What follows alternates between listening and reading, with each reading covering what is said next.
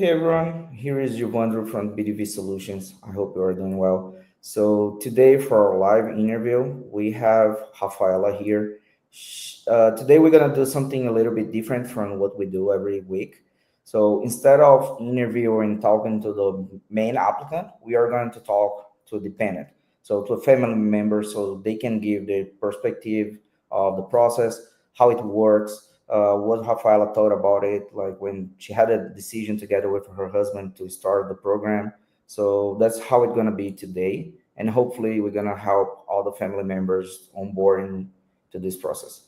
Hey, Rafaela, how are you doing? Good, how are you? I'm doing great, thanks. So can you please share a little bit, like how did you guys choose the EB3 program as the program you would like to start and have the path to the green card? Why BDV Solutions? And how was the program for you, like the waiting time for the process? Yeah, so my name is Rafaela, I'm from Brazil, and I've always dreamed about coming to US and studying and living here legally.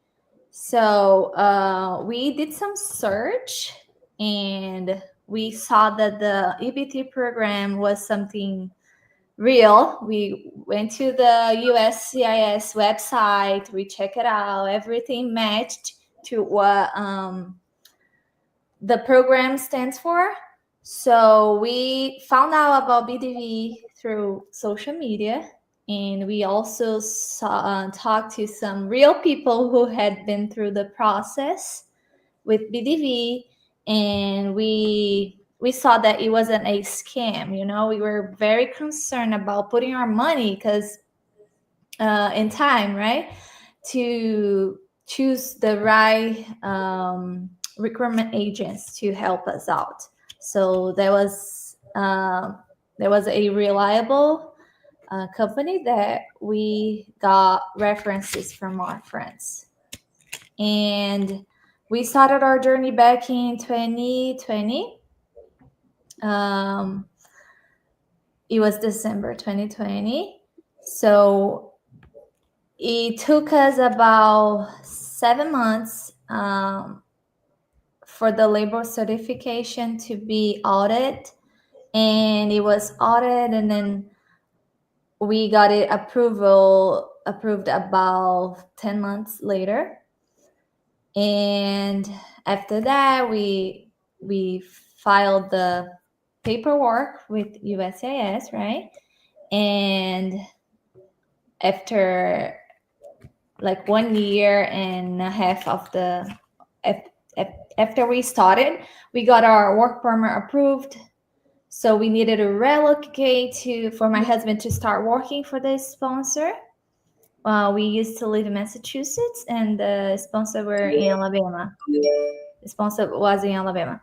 So after 1 year and a half, we moved to Alabama. So he started working, and so we had like the parole approved, so we were able to travel, and live our lives normally. And after that, we got uh, RFE for our medical exams. We became the main point was we got delayed by the retrogression. That was something that really bothered us. We didn't know what to do, what to expect, and that was like very stressful. So And basically the heterogression impact to your case and the final step for the approval of the green card, right? Not right, after yeah, we get approval, because nowadays we have the heterogression impact in both, not only the approval, but for the ones that have already got the labor certificate, I-1 fully approved. Some of them still waiting until the PD is current and they can submit the I-485, and I-765, I-131 if they're gonna do it. So it was a little bit different to your case. You didn't have right. heterogression for that, but you had heterogression for the green card approval For itself. the final action. Yeah, we didn't have to wait to submit the paperwork. Once our labor certification was approved, we were able to submit the application. And Yeah, so we then we became current last July, not last July, July of 2024. So Okay. our exams were submitted back then with our forms, but we needed to send new ones because it got expired. It was like 2 years that it was valid, so we needed to submit it again. And then the retrogression affected us again back in September. We were they went back about like a month, so we needed to wait a little longer. So we got current again in March. So that was when they um, Approve your called case. us for an interview. I So we got it. got our interview done in May. We were approved on the same day, and about a week later, we got our green cards. Okay, thank you for sharing the timeline. I mean, the retrogression can impact someone in different ways. We never can predict exactly what's going to happen when we're going to have retrogression, when we are not going to have retrogression. But the good point is, even though sometimes your case takes longer than expected, longer than usual, but what really matters is at the end of the day, you're gonna get to your priority date becoming current. You're gonna have your process being reviewed, processed, and you are someone that got to a point where the green card was approved. So, bottom line, what really matters to this process is not how long it's gonna take, how easy or hard your case is going to be, but you need to be focused on the main goal, which is getting your permanent residence. So that's a great story. And like, unfortunately, we're impacted twice by the retrogression, not because Right. something usual, but just because your exam had expired and unluckily you had a new retrogression going on. So, but I'm glad that you could reach out, the end of it, and finally you got your green card. Can you please share some details? Why did you decide that you are going to be the dependent, your spouse going to be the main applicant? Was it like a specific reason for you to decide that with your spouse, or what took you to be okay? I'm going to be the dependent. My spouse is going to be the main applicant because we have a lot of families Mm-hmm. applying together, and this is a common question: who's going to be the best applicant? Is it easier for me, for my spouse? So you know I know I mean, it depends case by case. Every family is different. But just on your own opinion, why did you decide Mm-hmm. that you're going to be the dependent and your spouse is going to be the main applicant?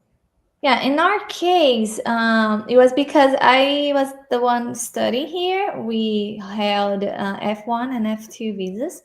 So I got the F1. I was the one studying and getting experience, and education. And my husband, he would be a better fit for the unskilled. So I would be, it was better for our case because I could do other things. Like right now, I run a smoothie shop, and that's what some of the skills I learned from school I'm applying now. That's great to hear. One more question that I have here is okay, someone is writing in Portuguese, congratulating you and saying she's focused to learn more English. So, that's great to hear. And if you don't mind, do you have some knowledge about your spouse at work, what he used to do there, if he's still working at the sponsor? I know it has been a long time since he started working there. So can you share a bit of the work in there? I mean, the work environment, the daily task, if it is something that anyone can do, or if it's a very hard job, just to give our audience an idea of the kind of work we have available in this visa category. So in our case, it was also something kind of different because I noticed that most of the job opportunities, is like fast foods, restaurants, right? So we applied for a different position. My husband was a warehouse associate. So basically, the warehouse, they would provide supplies to the restaurants and supermarkets. So the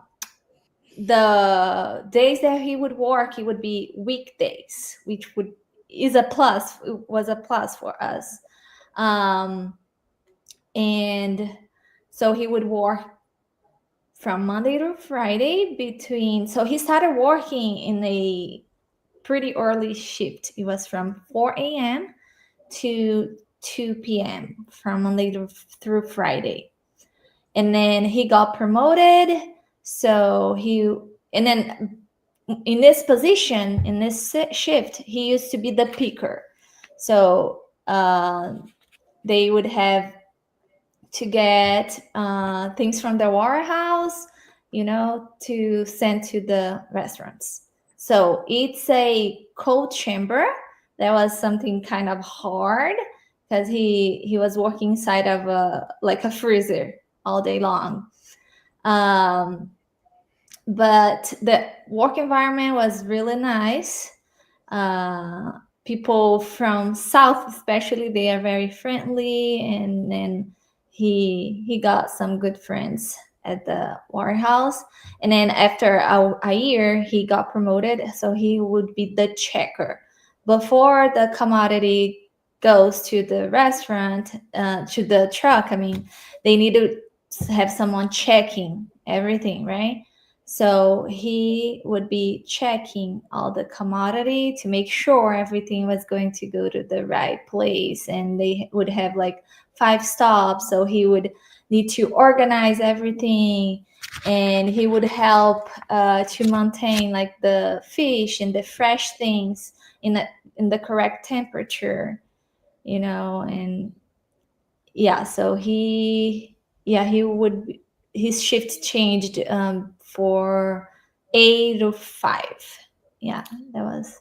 This is one of the good things from this program is that even though you start in a like you are going to start into entry level job from the employer you selected, but you always have a chance to be promoted to do something else within that company. So when you share that, it is good because uh, when I talk to many of the clients that we speak daily and like during our seminars, so some people are concerned that if I do the EB3 unskilled, I'll be for the rest of my life connected to just unskilled jobs. I would not be able to develop my career with that employer. So we understand some of the employers may not have the ability to promote you or to provide or to offer you something better, but the majority of the employers, they will, and they are willing to get the best of our clients because we understand they may have the worst like lack of employers and the entry level jobs, but they still need people in different categories, departments.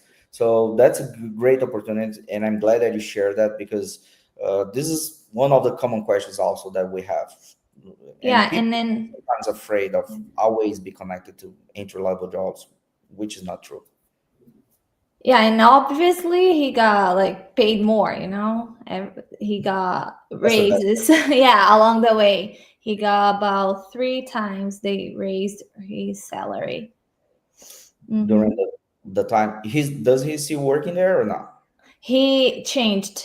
Yeah, he Okay, changed to another that's sponsor. Hmm. yeah. One more question is about like you as a dependent. I'm not sure if you have kids, you don't have to share about this, but as a family, how was the move from one location? I believe you say you were from Massachusetts, then you had to move to Alabama. This is something that most of the times it concern our clients that don't find a location. I know we would do the best to match location and employer, but not every time we are capable to do it. It's impossible to predict when we're going to have an employer in a specific location, and we don't recommend people wasting time because of the location. Otherwise you could be sitting there for years and we would not be able to find anything for you. But as someone that had to change, had to move, so what was the experience for you? What was the challenge, the pros, cons that you could see Hmm. from moving? Yeah, so when we applied, we were like, oh, we're gonna apply for the first position available back in 2020, right? So we actually applied for the second position available, which was Alabama. So we always dreamed about moving to Florida because of the weather, everything is it's really nice down there compared to Massachusetts. So we came to Alabama, um, and then to be honest, we found a home here now. It feels so much like what we used to live in Brazil, and we really like it in here. Of course, it was really challenging. We lived in Massachusetts for a long time, so we had lots of friends in there, so it was really comfortable, right? So but then we everything changed, our lives changed upside down. We needed to find new friends and get us a new place to live. But then down here, the cost of life is so much affordable. So we were able to buy our house in a like rural area, which we like, and it's a smaller city compared to Boston. It's a little bit hard regarding we as immigrants, because in Massachusetts you don't really need to speak English. So in one point it was hard because he forced my husband to learn English, to be able to communicate. Forced myself as well, but at the end of the day it was really good because we got to learn more. Another point that was kind of hard for me specifically, because I used to speak English already, it was the southern accent. There, it's pretty strong down here. And when I got here I was like, oh my gosh, I thought I knew English. I don't actually. But then I got used to it already. And it's a small city. We don't have traffic. We don't get much snow, or the winter time. It's so much better compared to Massachusetts. So we are really really happy here. We don't have kids yet, but we are sure that it's gonna be a better place for us to raise our kids. Thank you for sharing that. Yeah, we have someone send a question here like, what led you to choose BDV Solutions compared to the others, knowing there are several EB3 agents nowadays? Can you tell us a little bit and what's like living in the US? So I choose BDV as I mentioned earlier because I had some friends who got approved with BDV. So it was basically a referral. As I mentioned, I don't trust anyone, and that was like a company that I knew it was reliable because I seen some real cases. I hesitate to start it um, because I didn't want to, waste my time and everything. But then when I got friends who got approved, then I believed, oh, this is really real, and I didn't have other companies that could offer me the same, some references from a friend, because it's hard to trust someone else. But when you have someone that it makes the difference.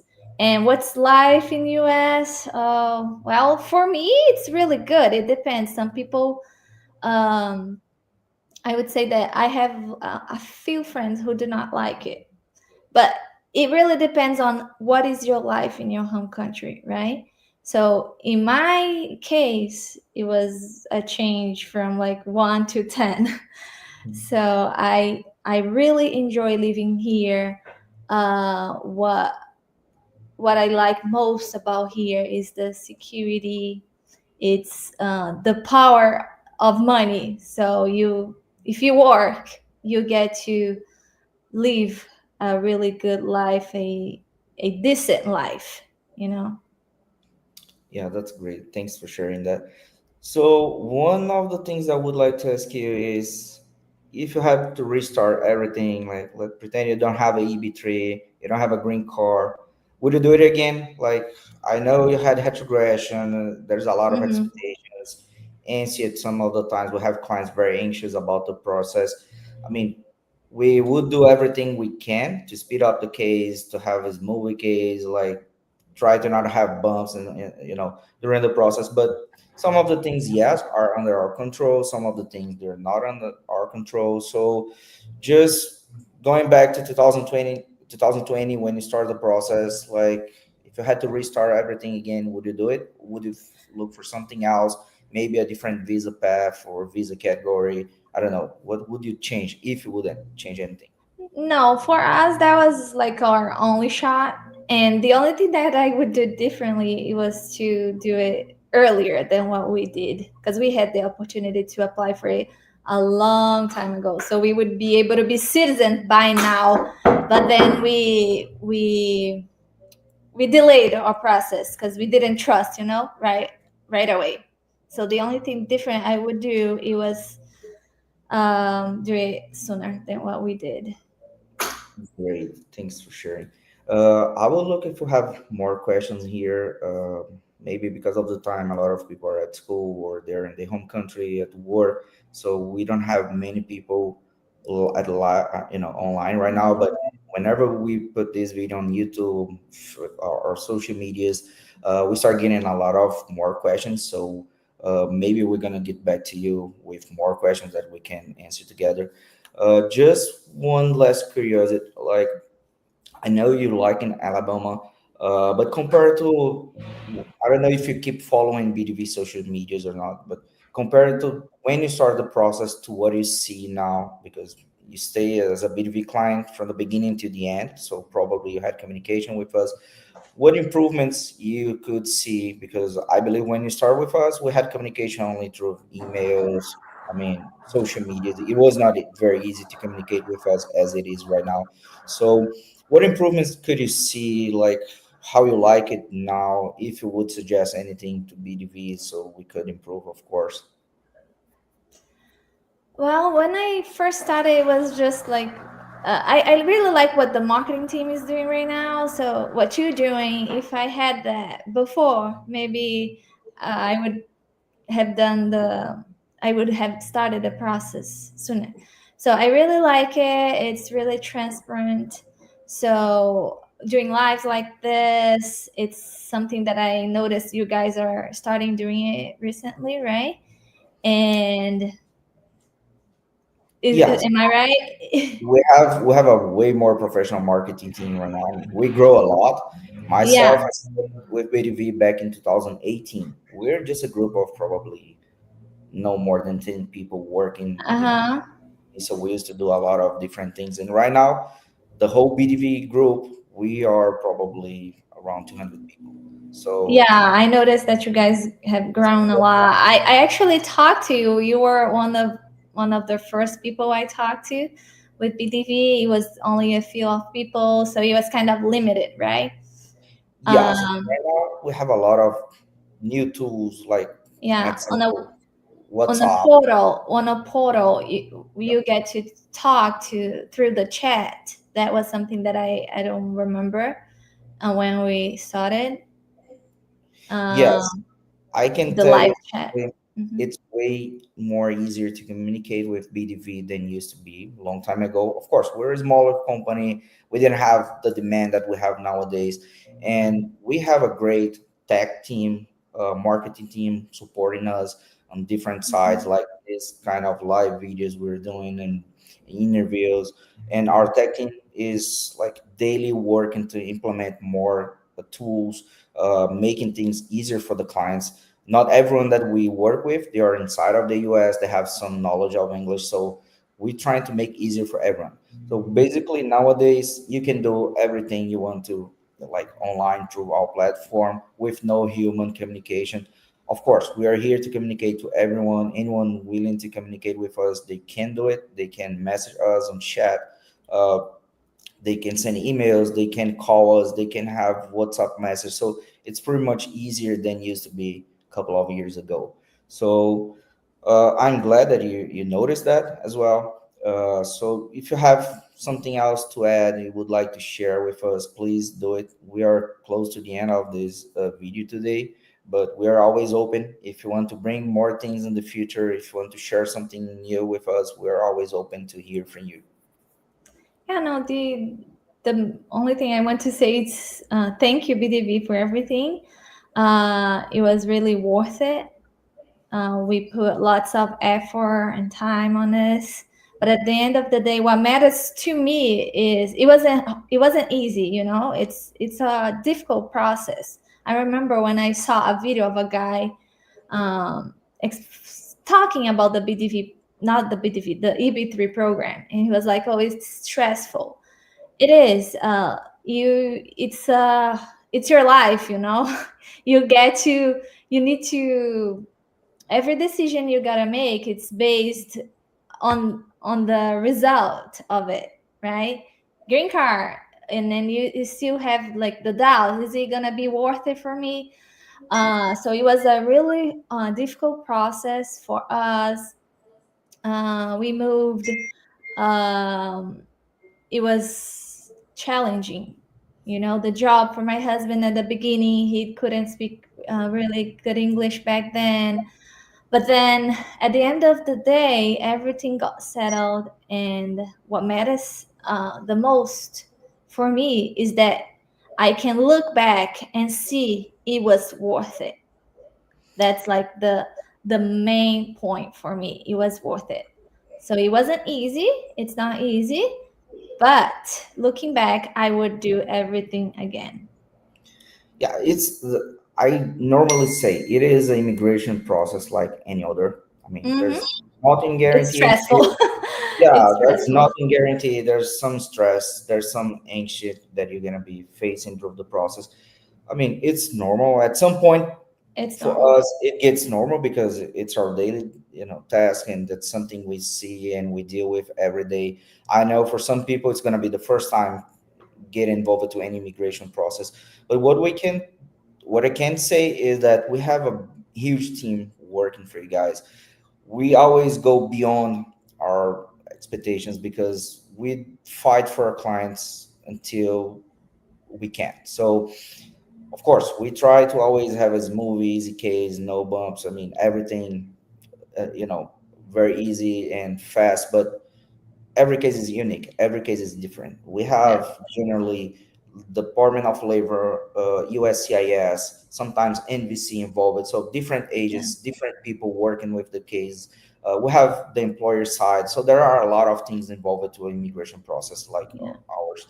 And like on the back of the BDV, like behind of the scenes, we have a team like doing everything we can to make sure the client gonna get to the end of it. They're gonna have the goal. I mean, which is the permanent residence, Mhm. approve it. So yes, for sure, we're gonna do everything we can to help our clients. And Yeah. you're In our approving. case, sorry to interrupt. In our case, so we got like delays in all the steps. So we got audited on the labor certification stage. We got RFE on the I-140. We got RFE on the I-4485. So everything was delayed in our case, but it all depends on your point of view. If you're a positive person, is the cup half empty or half full? That's how I see it. I always try to look at it in a positive way.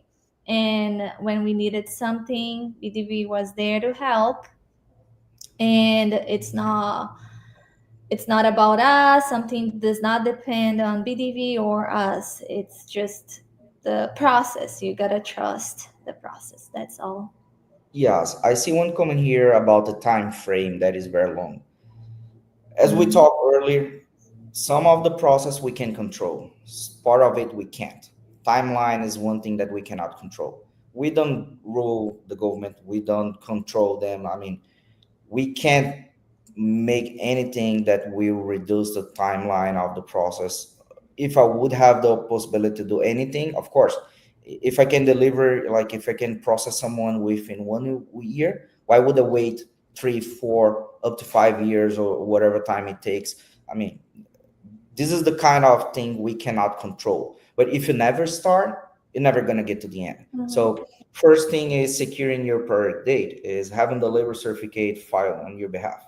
If you stay like 2 years, 3 years sitting there and just waiting, you already missed 3 years of your life and you haven't started yet. And whenever you start, probably it may take additional time for you to get to there. So, as Rafaela shared, the only regret she has is that she didn't start earlier. So, this is a proven case, like someone that passed through the process that wait to start the process and now regrets for waiting. So, um, that's always up to the client to decide when is the best moment, when is the right time to start the process. But the only advice we can give you is do not waste time if you're ready to start, because we don't know the future. If the retrogression gets better, you're gonna be benefited. If it doesn't change, at least you got your seat and your position in the wait quiz. So of course, the final decision is always from the client. We cannot force anyone to start the process, but we are seeing this since a long time, and it will not change. Like if you never start, you're never gonna get to the end of it. So Fala, thank you so much for your time. I'm not going to hold you for longer. If we have more clients asking questions, I would like to have your help to answer them.